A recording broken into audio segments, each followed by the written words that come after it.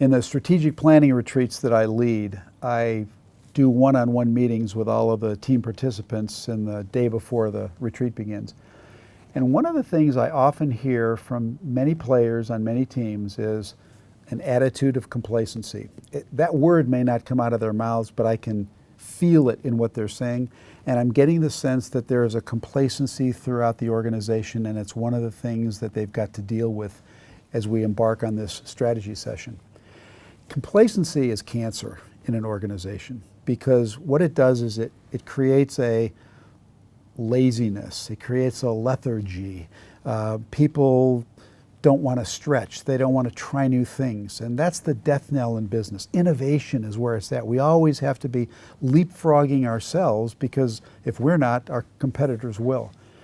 So one of the things that I suggest that they do is create a planned obsolescence strategy in their business. In other words, always be blowing things up.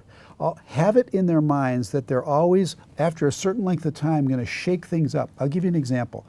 I spent many years in the advertising agency business, and many companies, many smart agencies had a habit of shifting account teams from a certain list of accounts to a new list of accounts every 2 or 3 years.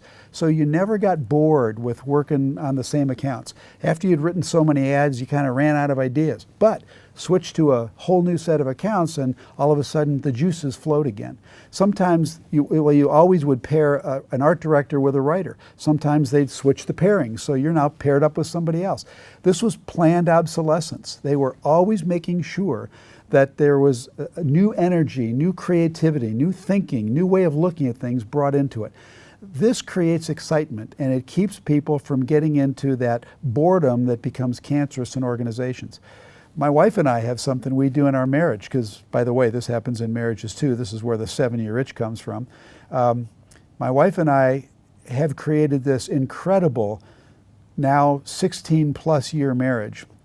And we love to do new things. So it's new restaurants, new places to go, new cities to visit. So we're always creating new memorable experiences. And we jokingly say that we've had more than 6,000 first dates. Why? Because what's the best date? The first date. What's the best kiss? The first kiss. What's the best first everything? The first.